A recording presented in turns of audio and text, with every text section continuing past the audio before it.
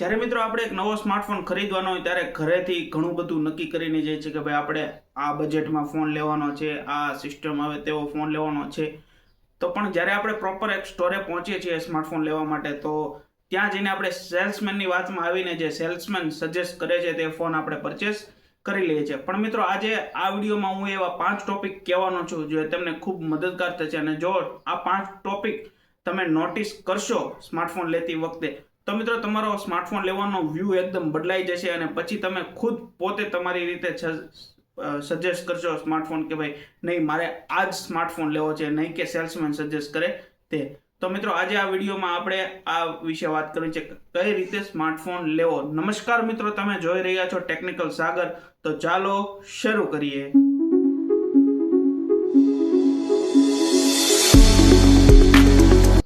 મિત્રો જ્યારે પણ તમે સ્માર્ટફોન પરચેસ કરો તો તેમાં સૌથી પહેલી જોવાની બાબત છે સ્માર્ટફોનનું પ્રોસેસર. જી હા મિત્રો, અત્યારે માર્કેટમાં તમને 15,000 થી 20,000 સુધીની રેન્જમાં બેસ્ટ પ્રોસેસરવાળા સ્માર્ટફોન જોવા મળે છે. અને સાથે મિત્રો હું પ્રોસેસરની વાત કરીએ તો ક્વેલકોમનું સ્નેપડ્રેગન 6s Gen 2 છે, પછી સ્નેપડ્રેગન 8 Elite Gen 5 છે, મીડિયાટેક ડાયમેન્સિટી 7500, મીડિયાટેક ડાયમેન્સિટી 9500 અને એવા ઘણા બધા પ્રોસેસર આપણને બેસ્ટ અત્યારે લગભગ 2026માં મિત્રો એવા જોવા મળે છે. અને 3nm 4nm ચિપસેટવાળા પ્રોસેસર અત્યારે આવે છે જે તમારે ફોનને બહુ હેવી પણ નથી હોતા અને એક બેસ્ટ પરફોર્મન્સ સ્માર્ટફોનને આપે છે. અને અત્યારે મિત્રો સેમસંગની જે છેલ્લી લાઇનઅપ લોન્ચ થઈ S26 જ્યારે લાઇનઅપ થઈ ફેબ્રુઆરીમાં, તેમાં મિત્રો 2nm ચિપસેટવાળું પ્રોસેસર આપણને જોવા મળ્યું છે. તે મતલબ કે તે સેમસંગ S26 સિરીઝમાં જ આપણને જોવા મળ્યું છે, પણ નેક્સ્ટ હવે ફ્યુચરમાં પણ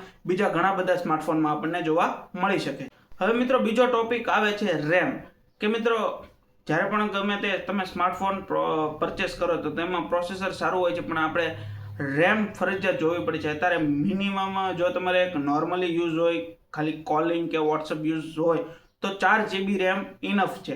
પણ જો તમારે હેવી યુઝ હોય કે ભાઈ ડેઈલી કાંઈ બિઝનેસને લગતા કામ હોય છે કે ભાઈ ગમે તે ટૂંકમાં તમારે ડેઈલીનો ફોનનો વધારે પડતો યુઝ થતો હોય કે તમે ગેમિંગ માટે ફોન લેતા હો છો, તો મિત્રો અત્યારે 8 GB રેમ કે 12 GB રેમ સુધીના તમને સ્માર્ટફોન માર્કેટમાં મળે છે. પણ મિત્રો એવું નથી કે 12 GB રેમનો જ ફોન લેવો. જો તમને સારું પ્રોસેસર મળતું હોય અને 8 GB રેમમાં પણ એ જો પ્રોસેસર જોવા મળતું હોય તો તમે એ પણ પરચેસ કરી શકો છો. પણ એવું નથી કે 12 GB રેમનો જ ફોન લેવો કે 4 GB રેમ એમાં રેમ ઓછી છે તો એ ફોન હેંગ થાય છે. પણ મિત્રો હેંગનું જે રીઝન છે એ તમારા યુઝ ઉપરથી નક્કી થાય છે કે તમે કઈ રીતે ફોનને યુઝ કરો છો. જો તમે સાવ નોર્મલ યુઝ કરતા હો છો તો 4 GB રેમમાં પણ કાંઈ વાંધો નથી આવતો.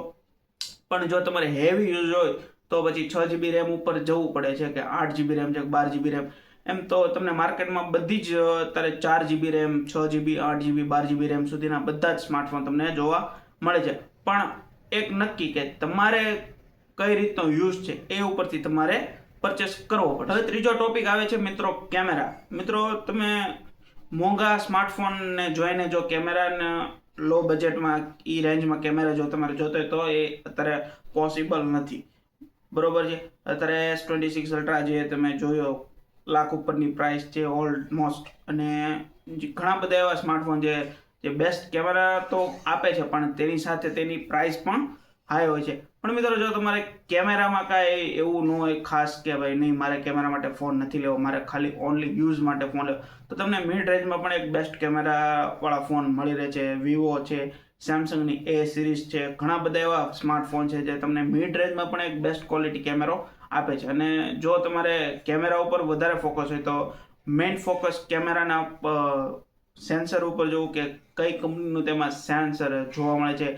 વિવોમાં તમને ઝાયસિસનું સેન્સર જોવા મળે છે, મતલબ મોંઘા સ્માર્ટફોનમાં. પછી હમણાં જ Xiaomi 17 અલ્ટ્રા લોન્ચ છે જે તેમાં લાઇકા એડિશનનો કેમેરો જોવા મળે છે. અને મોટરોલા સ્માર્ટફોન જોવો તો તમને એમાં સોની સેન્સર જોવા મળે છે. તો મિત્રો આ રીતે જો તમે કેમેરા ઉપર વધારે ફોકસ કરતા હો તો આ રીતે તમે જોઈ શકો છો. બાકી જો તમારે કેમેરા ઉપર વધારે ફોકસ ન હોય તો તમને મિડ રેન્જમાં પણ એક સારો એવો બેસ્ટ કેમેરા ક્વોલિટી જોવા મળે છે. ચોથો પોઈન્ટ છે બેટરી. જી હા મિત્રો, જો તમે નવો સ્માર્ટફોન પરચેસ કરો તો ખાસ કરીને ઘણા લોકો મેઇન પોઈન્ટ બેટરી ઉપર, મતલબ મેઇન ફોકસ તો એ લોકો બેટરી ઉપર કરે છે, કારણ કે તે લોકોને તેનો યુઝેસ વધારે. પણ મિત્રો એવું નથી, તમને માર્કેટમાં અત્યારે 5000 mAh થી લઈને 10,000 કે 12,000 mAh સુધીની બેટરી લગભગ તમને જોવા મળે છે. અને જે રીતે તમારે યુસેજ હોય, જો તમે માત્ર ગેમિંગ માટે જ જો ફોન લેતા હોય તો સારું પ્રોસેસર હોય કે સારી રેમ હોય, પણ સાથે સારી બેટરી પણ હોવી પડે છે. પછી